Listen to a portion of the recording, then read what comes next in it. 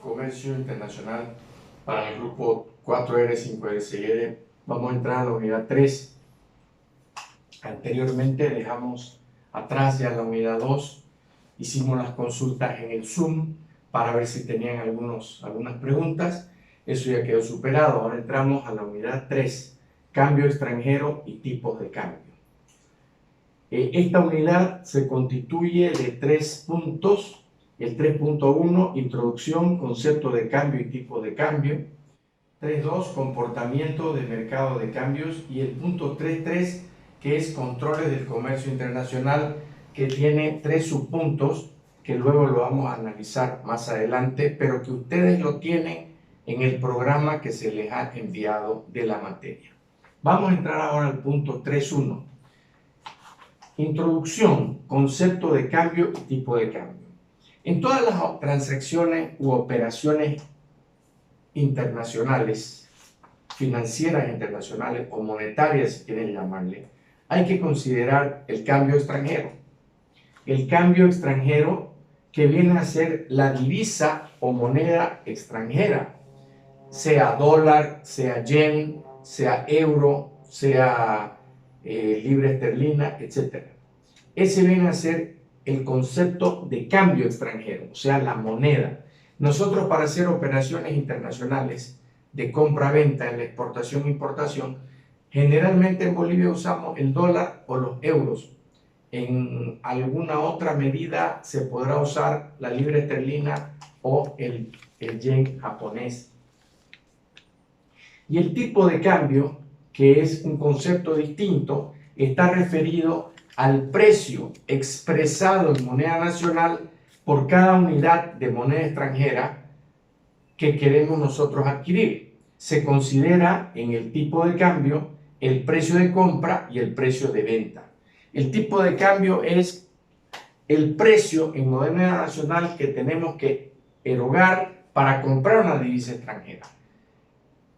Este tipo de cambio de cualquier divisa extranjera va a tener el precio de compra y va a tener el precio de venta. Cuando yo voy a la plaza o voy al banco, digo, quiero comprar dólares. Entonces el tipo de cambio compra dólar en el banco está a 6.97. Quizás en los cambistas pues a veces está en el mismo precio o está en un poquito más, a 7. O si yo voy al banco y digo, quiero vender mis dólares y el banco me va a pagar al precio de que compra esos dólares en moneda nacional. En otras palabras, si quiero comprar 100 dólares, tengo que erogar 697 bolivianos. Si quiero vender mis dólares, me pagarán en moneda nacional a 6.85, o en el caso de los cambistas creo que pagan a 6.93, 6.94. Entonces eso viene a ser lo que es el cambio extranjero y los tipos de cambio.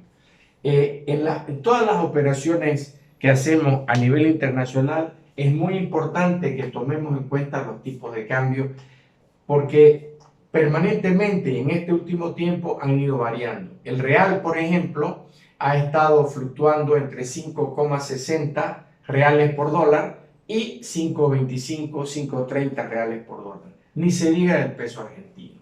Entonces es muy importante que para cada operación que hagamos nosotros de internacional, de importación y exportación, veamos siempre cómo andan los tipos de cambio. En el caso del tipo de cambio con el dólar, que es el que se maneja en Bolivia, debemos informar, comunicar a los alumnos que el tipo de cambio de Bolivia se ha mantenido en 6,96, el tipo de cambio oficial, es decir, el que el Banco Central está dispuesto a poner a disposición del público. Y este tipo de cambio 6,96 se ha mantenido por los últimos 5 años o 6 años, si no es más. Es decir, que ha habido una estabilidad del dólar frente, del dólar frente al peso boliviano. Y esa estabilidad ha sido gracias a los programas económicos del gobierno pasado, del gobierno anterior también del presidente Morales, donde planteó un programa de bolivianización de la economía. Es decir, que ahora todo se cotiza en bolivianos y hay una estabilidad del boliviano. Y la estabilidad está en función de que hay reservas internacionales que permiten mantener estable el dólar frente el dólar frente al peso boliviano. Esto es una gran cosa, estabilidad, esperemos que continúe, porque es lo que de alguna manera da una estabilidad a la economía.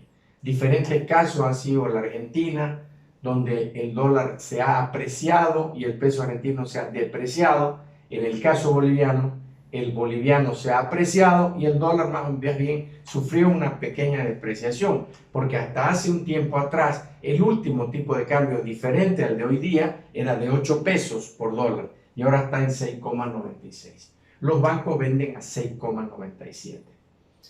Entonces, ese viene a ser la introducción en lo que es el cambio y el tipo de cambio. Siempre habrá un tipo de cambio de venta, un tipo de cambio de compra. Por ejemplo, para venta de dólares, el banco me cobra 6,97. Precio de compra de dólares, el banco me paga a 6,86. Los cambistas tienen otro precio. Entonces, luego vamos a ir analizando esta situación en cuanto a las diferencias que tienen los dólares. Luego tenemos que ver el comportamiento del mercado de cambios en los países. El comportamiento de mercados de cambio va a depender de las políticas cambiarias y económicas que formulen los gobiernos de cada país. Es decir, cada gobierno de cada país va formulando políticas económicas que van delineando qué tipo de mercado de cambios funciona en ese país y qué tipo de mercado de cambios no funciona. Por ejemplo, en Bolivia tenemos un mercado de cambios distinto al mercado de cambios que tiene Argentina. Y lo vamos a explicar luego por qué. En primer lugar, hemos identificado en el comportamiento del mercado de cambios 3 tipos de comportamientos. Primer comportamiento. El primer comportamiento se refiere a donde no hay restricciones para las transacciones monetarias privadas en el mercado. No interfiere el gobierno y la cotización de la divisa o moneda extranjera fluctuará en función de la oferta y la demanda. ¿Qué quiere decir esto? Que es un mercado libre. El mercado de cambios va fluctuando de acuerdo a la oferta y la demanda, ¿no? Es decir, los precios de compra o venta de divisas funcionarán en función de la oferta y la demanda. El gobierno no interfiere y todo está liderado al mercado. Este es un mercado libre de cambios.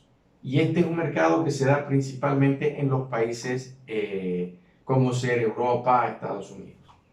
Luego tenemos un segundo comportamiento. Tomen nota. El segundo comportamiento es aquel donde el gobierno restringe las transacciones monetarias en moneda extranjera. El gobierno restringe las transacciones monetarias de moneda extranjera. Interfiere en el mercado de cambios. ¿Cómo interfiere? Va monopolizando la compra y venta de divisas. Es decir, que nadie puede vender en el mercado las divisas sino el gobierno. O sea, las casas de cambio, los bancos no venden divisas, como es actualmente, sino es el gobierno el que determina unilateralmente el precio de compra y venta de moneda extranjera. Y además va a imponer ciertos trámites y requisitos administrativos para obtener, comprar o declarar las divisas que uno tiene en su poder.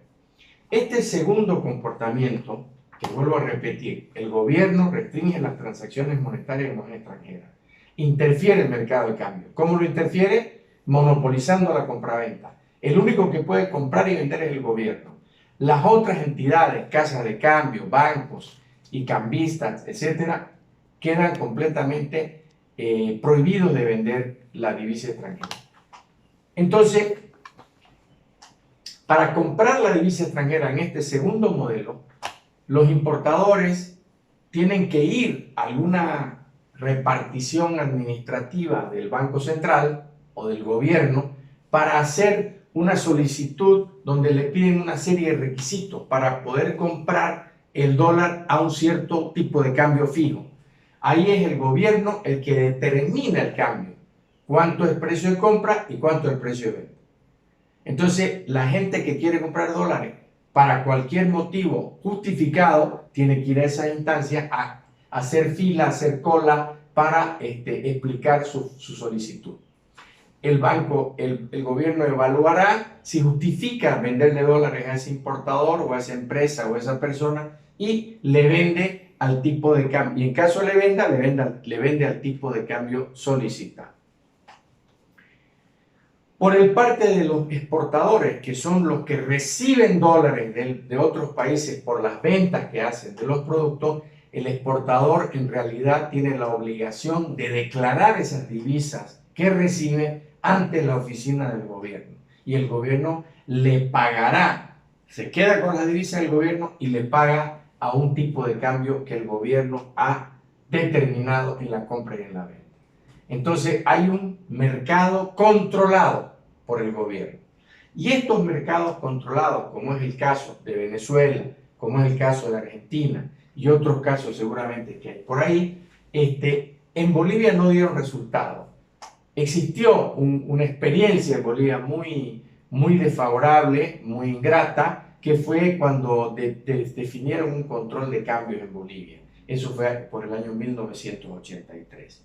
No, porque muchas veces el gobierno impone un precio fijo del dólar, pero si el gobierno no tiene para cumplir, para atender la demanda de dólares del país, bueno, entonces empieza paralelamente y de manera paralela a aparecer otro tipo de cambio que le llamamos el cambio del mercado negro, donde uno, si el gobierno no tiene para atender la demanda, tiene que ir a acudir a ese mercado negro para conseguir divisas, que fue lo que sucedió en Bolivia.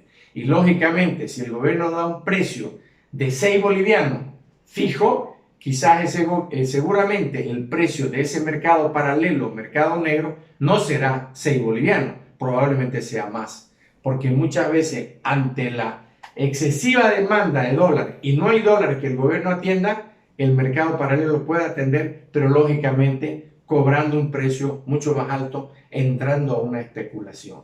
Eso es lo que ha sucedido en la mayoría de las experiencias de los comportamientos de cambio fijos.